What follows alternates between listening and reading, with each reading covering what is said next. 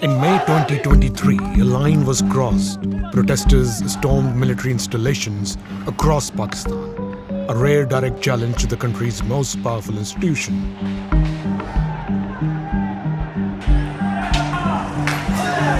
The unrest followed the arrest of former Prime Minister Imran Khan, but it also revealed something deeper, a breakdown of the delicate balance between politics and the military. We are just asking them to respect this mandate of the public, that's all. These attacks are basically a ploy by Mr. Khan and his cohorts to bargain with Pakistan military. In most democracies, armies take orders from elected leaders. In Pakistan, the army has long held influence not just over matters of security, but also over politics, economy, and the foreign policy. How has it retained that power? And why is it being challenged now?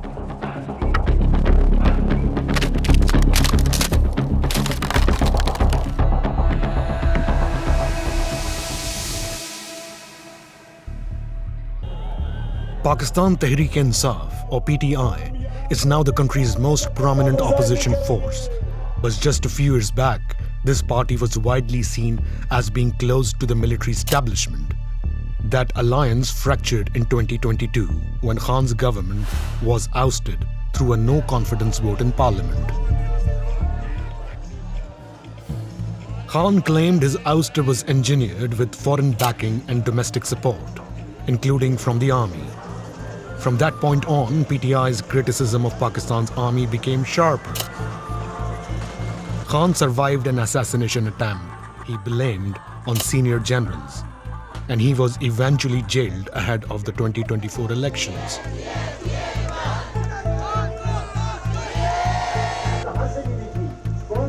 PTI was stripped of its iconic electoral symbol, a cricket bat, and its candidates were forced to contest as independents. Despite that, they won the greatest number of seats in the new parliament, but couldn't form a government. The party claimed its mandate had been stolen. जो सिलसिला ये rigging का process Pakistan Tehreek Insaf के खिलाफ किया गया है, इसको हम mother of all rigging declare कर रहे हैं. But critics ask, is PTI against military interference in politics or just against interference, not in its favor? On one hand, they say this is our military and this is our country. Murtuza Solanki is a senior journalist who served as the Federal Information Minister in the caretaker government ahead of the February 2024 elections. But attacking the top leadership of Pakistani military and trying to cut deals with them at the same time, trying to convert it into an institution that would mainly serve the interests of a megalomaniac, egoistic politician, clearly means that it has nothing to do with democracy. After Pakistan's independence from British colonial rule in 1947, the country's military quickly took on a prominent role.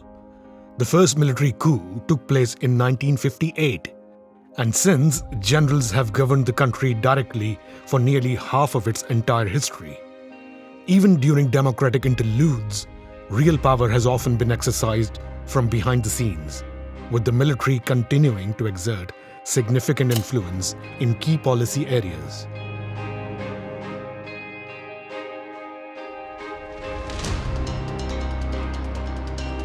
Pakistan was created in 1947. It was created in haste. It was created with very little preparation. Hussain Haqqani is a senior fellow at the Hudson Institute in Washington, D.C. and the Anwar Gargash Diplomatic Academy in Abu Dhabi. He also served as Pakistan's ambassador to the United States from 2008 to 2011. The only institution that had a physical presence sufficiently strong in the area that became Pakistan was the army. The first few years, the army was run by British officers who deferred to the then civilian leadership. The civilian leadership did not hold general elections. As a result, they lost legitimacy. It was basically all palace coups and palace manipulation. During that phase, the weight of the army, as soon as the army got a indigenous commander, General Ayub Khan, who became commander-in-chief in 1951, as soon as he got power, he decided to put his weight first behind one set of politicians, then behind another, and by 1958 he was ready to take power in a coup d'état. They decide who's going to come. And for decades they have pushed governments out, either directly or indirectly. Aisha Siddiqa is an author and senior fellow at King's College London and an expert on military affairs, South Asia, and politics. There have been more than 12 to 15 years of direct military rule. Then another method which the military adopts is running government through military presidents, which they have done. About 15 years of that in Pakistan's history. But a longer period is also when they run it in partnership with civilians. And that is one of the most tricky periods in Pakistan's politics, because the face of such governments is civilian. The military claims it doesn't seek political control, but just steps in when civilian governance breaks down. In 1977, General Ziaul Haq seized power amid widespread political unrest and street protests against an elected government. 2 decades later, after taking over in a bloodless coup, General Pervez Musharraf called for the institutionalization of the military's political role. Those who defend the army and its action as an institution see the military as a stabilizing force in a fragile state that is constantly threatened by religious extremism, militancy, separatism, and external enemies.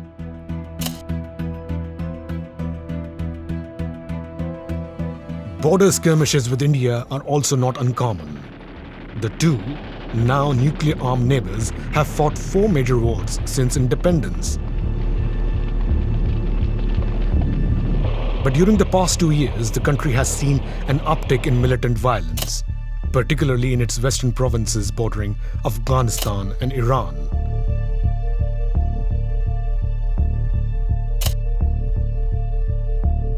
In March 2025, militants attacked a passenger train in the southwest of the country, triggering a 36-hour hostage crisis. The army led the rescue, but after the operation, the army chief raised alarm over governance gaps in the civilian system. This statement signaled what many thought was the military's perspective. They claim failure in governance, whether social, economic, or political, ultimately leads to a host of security challenges in the country. So, politics and security, therefore, cannot be treated separately. And the military sees itself as the only institution that can decide what is in Pakistan's national interest. Therefore, even major foreign policy decisions are no longer made by Pakistan's diplomats, but they are made by the military officers and conveyed to the diplomat. I think this is not an accurate perception that Pakistan Army controls Pakistan's foreign policy. Syed Muhammad Ali is a senior research fellow at the Center for International Strategic Studies, an Islamabad-based think tank. Like all countries, the input on critical foreign policy issues is offered to the Foreign Office by different institutions, including military, including intelligence, including civilian intelligence organizations, and different think tanks as well. And Foreign Office practically functions as the entity which consolidates this input into policy and active policy measures. For decades, political parties have struggled to govern independently. They have often invited military mediation during crises, reinforcing the army's central role. आइन ने बहुत clear cut define किया है कि कौन किसको सियासत में हिस्सा लेना चाहिए, किसको नहीं लेना चाहिए. Mazhar Abbas is a senior journalist and political analyst. सियासी जमातों ने अपनी मसलहतों का शिकार रही सियासी जमातों में, और इस्टेब्लिशमेंट ने बाद अखात बहुत ही गैर ज़रूरी तौर पे मुदाखलत की. The problem in Pakistan is that everybody looks towards the army as the one that is going to resolve a stalemate or become the final arbiter in a confrontation. If the politicians work things out among themselves, there would be no need for a final arbiter. And like other countries where there is democracy and civilian supremacy, the civilians would control the political process and the army will take directions from the civilian leadership.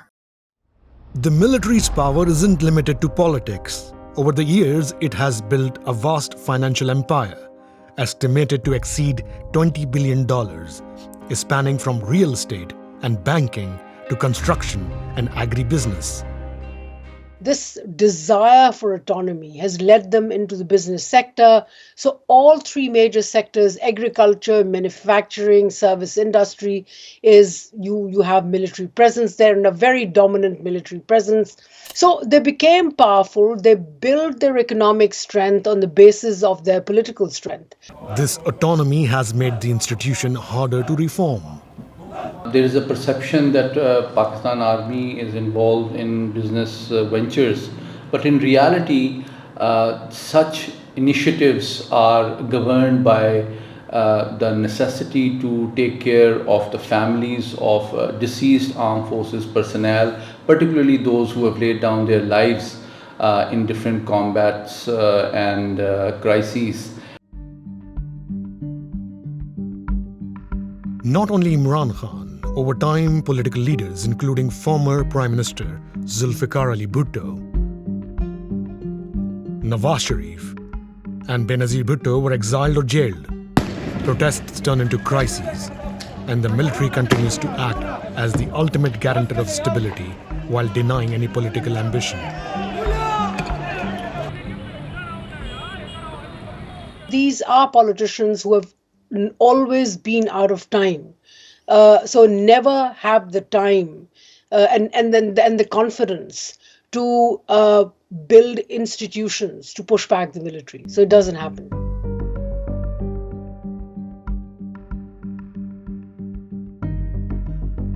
If politicians stop playing games with one another, agree that they will respect each other's mandates, agree to the rules of the game, then it will be very difficult for the military to intervene in politics. Allegations of electoral manipulation and institutional overreach continue to raise concerns about the country's long-term trajectory. But many argue this isn't just about one party, one leader, or one general.